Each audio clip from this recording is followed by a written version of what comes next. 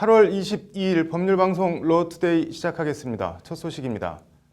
검찰이 오늘 이명박 정부 국정원 댓글 사건을 서울중앙지검 공공형사수사부에 배당하고 수사에 착수했습니다.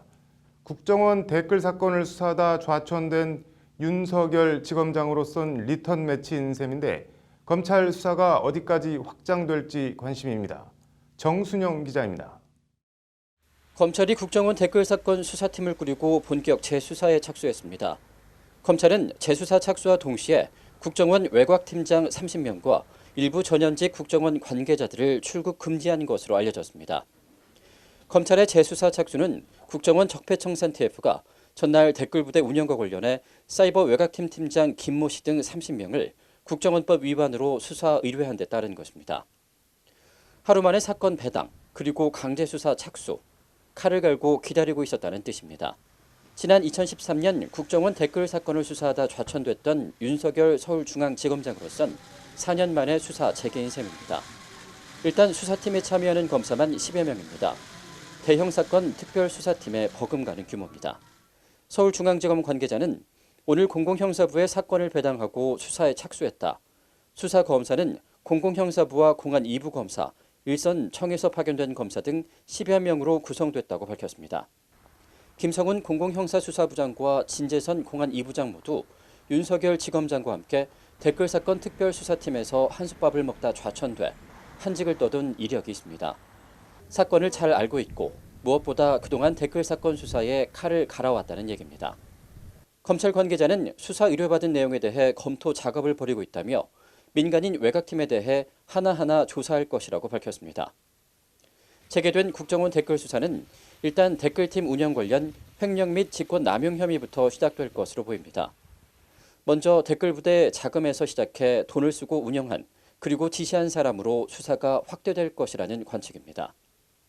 댓글 사건 재수사가 본격화되면 검찰 칼끝은 이미 기소된 원세훈 국정원장 선을 넘어설 거란 관측이 일반적입니다. 검찰 칼끝이 이명박 전 대통령에까지 다가갈 수 있다는 얘기입니다. 법률방송 정순영입니다. 이른바 보복, 출점 등 기상천외한 갑질로 여론의 질타를 받고 구속돼 재판에 넘겨진 미스터 피자 정우현 전 MP그룹 회장에 대한 첫 공판 준비 기일이 오늘 서울중앙지법에서 열렸습니다. 정 전 회장 측은 법정에서 억울한 부분이 밝혀지길 바란다고 말했는데 어떤 부분이 억울하다는 건지 김효정 기자가 재판정에서 들어봤습니다.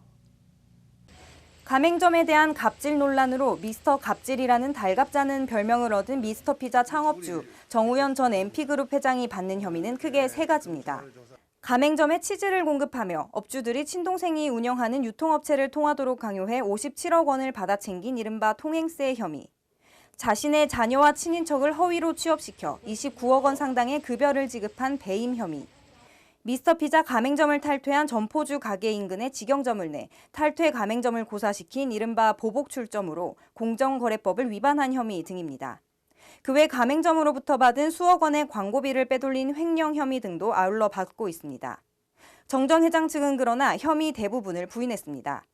우선 탈퇴 가맹점 영업 방해에 대해선 일부 업체들이 MP그룹 내에서 성장을 시도했는데 이를 가만히 지켜볼지 대립각을 유지하며 견제할지의 문제였다고 주장했습니다. 정당한 영업행위였다는 취지의 주장입니다. 통행세 논란에 대해선 동생에게 창업 기회를 주고 대가를 받은 것일 뿐 정 전 회장이나 회사 입장에서는 동생을 부당 지원할 이유가 없다고 주장했습니다. 자녀나 측근들 허위 취업에 대해서도 허위 급여 자체는 일부 인정하면서도 회사에 기여한 사람을 달리 보상할 방법이 없어 급여 형식을 취했다며 억울함을 내비치기도 했습니다.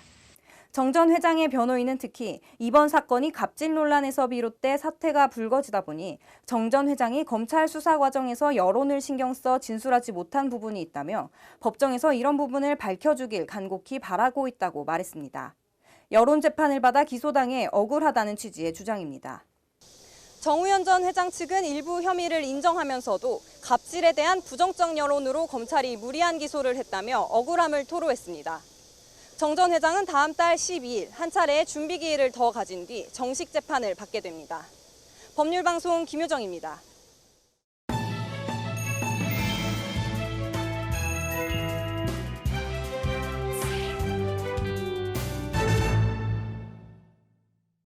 오늘 서울 회생법원에선 사흘 뒤에 열리는 이재용 삼성전자 부회장 선고 공판 방청권 추첨이 진행됐습니다. 무려 15대 1이 넘는 경쟁률을 기록했다고 하는데 시민들은 왜 이 부회장 재판을 보려고 하는지 법률방송 현장기획 석대성 기자가 추첨 현장에서 시민들의 목소리를 들어봤습니다. 서울 서초동 서울회생법원입니다. 재판정 복도를 따라 긴 줄이 늘어서 있습니다. 9시 45분 입장이 시작되자 사람들이 물밀듯 재판정 안으로 밀려 들어가고 재판정은 이내 꽉 차버립니다. 아직 앳돼 보이는 학생에서 나이 지긋한 어르신까지 연령대도 성별도 다양합니다. 모두 사흘 뒤 열리는 이재용 삼성전자 부회장 선고 재판 방청권 추첨에 응모하기 위해 온 사람들입니다. 454명, 30명 추첨에 454명이 몰려들어 15.1대 1. 박근혜 전 대통령 첫 재판 추첨 경쟁률 7.7대 1보다도 2배 정도 높은 겁니다. 재판 방청권 추첨 경쟁률로는 사상 최고를 기록했습니다. 세기의 재판이 궁금하다는 사람부터 고등학생 자녀들에게 산교육을 시키기 위해 또는 이 부회장을 응원하기 위해 왔다는 사람까지 재판을 방청하려는 사연도 이유도 다양합니다. 아니, 세계의 재판이니 내가 보고 싶었어요. 나만 갈까 했는데 우리 애들이 생각이 난 거예요. 안 되겠다. 내가 학교 좀 빠져서라도 같이 봤으면 그 생각이 들어서 그래서 오게 됐어요. 엄마가 오늘 이 재판이 있다고 방청권 추첨한다고 하셔서 한번 경험해보면 좋을 것 같다고 하셔서 맨날 경험해볼 수 있는 건 아니니까 응원하죠. 우리 삼성 부회장님을 뭐 징용을 시킨다 절대 안 되는 겁니다. 그리고요, 왜 그 젊은 패기를 꺾었습니까? 뭘 도와줬다고? 신분증 확인하고 응모함에 응모권이 들어가는 걸 지켜보고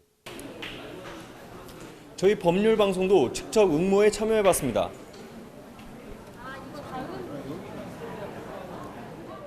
문자로 당첨 여부를 알려주니 귀가해도 좋다는 안내자의 말에도 사람들은 추첨장을 떠나지 않고 대부분 그대로 자리를 지키고 있습니다. 신분증만 확인하고 정작 응모권은 안 내고 갔다가 다시 돌아와 응모권을 제출하는 등 이런저런 해프닝 끝에 기대 반, 설렘 반. 이제 남은 건 추첨 결과를 기다리는 것뿐입니다.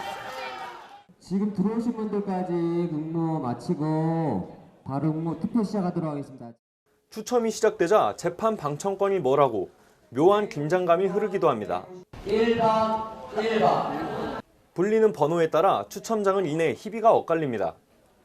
다행히 참가를 하게 돼서 한번 참관 한번 제대로 해보려고 아침부터 일찍 시작했는데 다행으로 생각하고. 근데 사실은 기쁘지는 않아.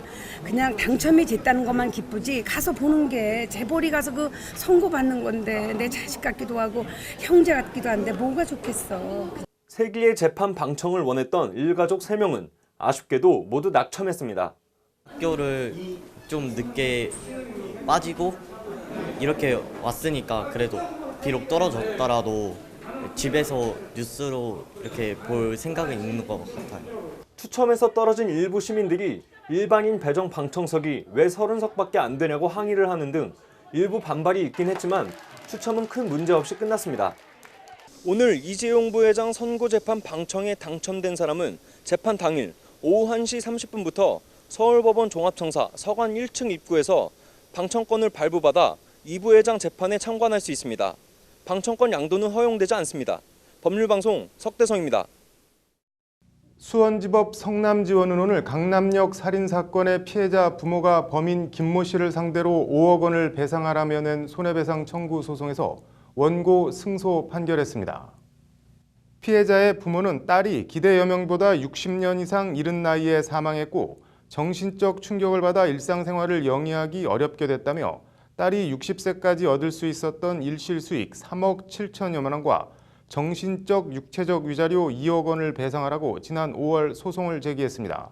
실제 배상액은 피해자 부모가 받은 범죄 피해 구조금 7천여만 원을 제외한 5억 원으로 정해졌고 재판부는 피해자 부모의 주장을 대부분 받아들인 것으로 전해졌습니다.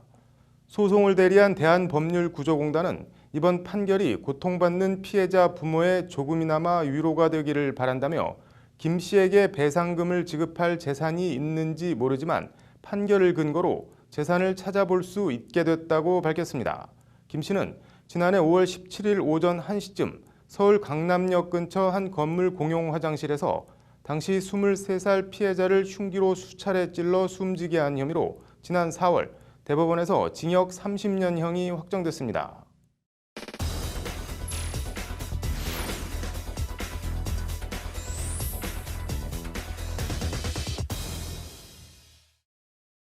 네, 어제 차기 대법원장 후보자에 지명된 김명수 후보자가 오늘 양승태 현 대법원장을 방문하는 것으로 첫 공식 일정을 시작했습니다. 이슈플러스 이철규 기자 나와 있습니다. 김명수 대법원장 후보자가 오늘 오후 대법원을 찾아서 양승태 대법원장을 면담했다고 하는데 뭐 어떤 말들이 오갔다고 하던가요? 네, 일단 오늘 오후 3시 반쯤 네. 김명수 대법원장 후보자가 양승태 대법원장을 직접 방문해서 네. 그 면담을 했는데요. 뭐 비공개로 진행됐습니다. 네. 뭐 이 자리에서는 뭐 지명을 축하한다는 뭐 일상적인 덕담, 뭐 인사말에 이어서 네. 국제인권법 연구의 뭐 학술대회 축소, 외압으로 촉발된 사법부 내 그 갈등 봉합과 치유, 그리고 네. 사법제도 개선과 사법 개혁에 대한 대화가 오간 것으로 전해졌고요. 네. 뭐 전국 판사들의 수장이자 뭐 헌법기관 그리고 최고 재판소인 대법원의 수장으로서 뭐 대법원장의 역할과 위상 뭐 이런 얘기들이 나눈 것으로 전해졌습니다. 네. 김명수 후보자가 대법원장 후보자에 지명된 게 이제 하루밖에 안 됐는데 정치권에서는 이를 두고 뭐 아주 치열한 설전이 오고 갔죠, 오늘? 네, 뭐 김명수 후보자는 뭐 어제 뉴스에서 전해드린 대로 법원 내에 굉장히 진보적인 판사로 또 그 판사 모임인 우리법 연구회 회장 그리고 네. 국제인권법 연구회 초대 회장을 지내기도 한 뭐 법원 내 대표적인 진보 개혁 인사로 꼽힙니다. 네. 아무래도 청와대는 김명수 후보자의 이런 개혁 성향과 의지를 높이 사서 대법원장 후보자에 그 지명을 했다고 발표했는데요. 뭐 네. 자유한국당 등 보수 야당에서는 뭐 당연히 김 후보자의 이런 성향을 좀 문제 삼고 나섰습니다. 네. 뭐 코드 사법부를 만드는 거다. 그리고 개혁을 앞세운 뭐 사법 장악이다. 뭐 이런 네. 비판들도 쏟아졌고요. 뭐 김명수 후보자가 회장을 지낸 우리법 연구회에 대해서도 네. 그 사법부의 하나회로 불린 적폐 세력이다. 뭐 이렇게 날을 세우는 등 강도 높은 비난을 오늘 이어갔습니다.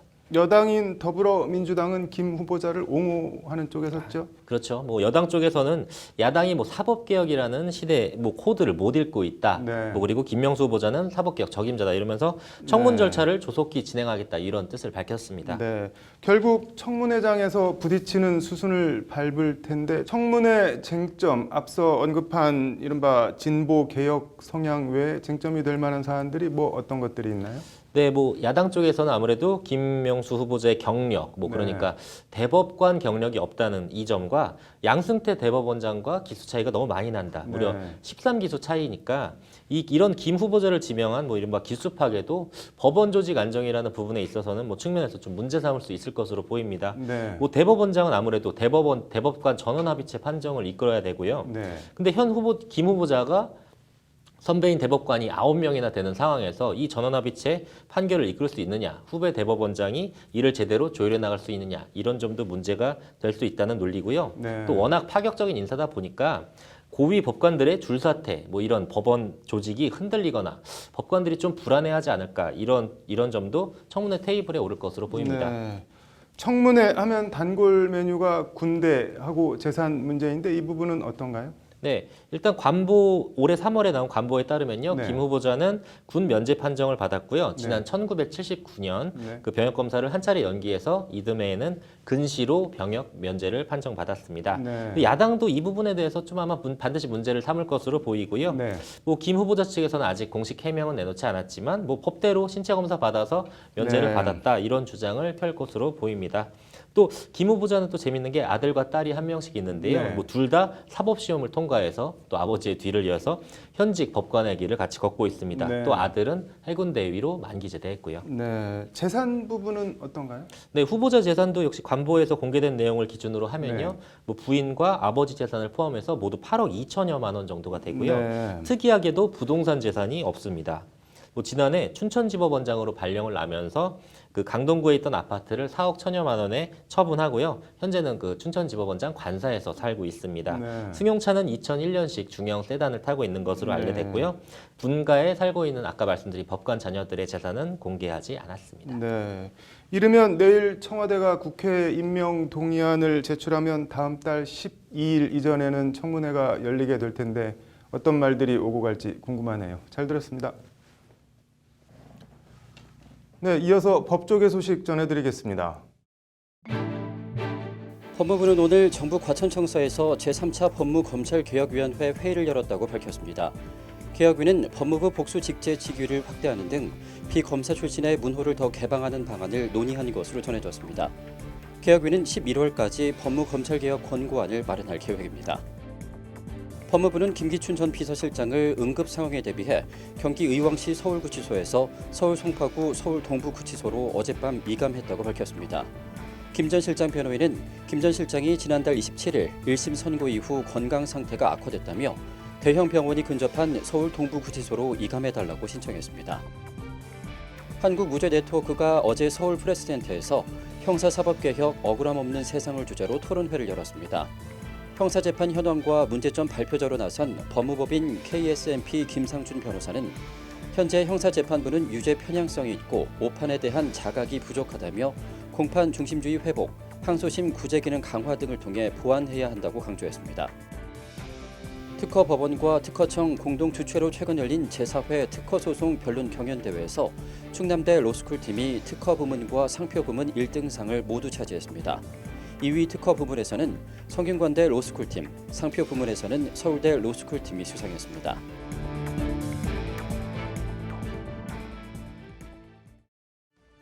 네, 8월 22일 법률방송 로투데이 마치겠습니다. 시청해 주셔서 고맙습니다.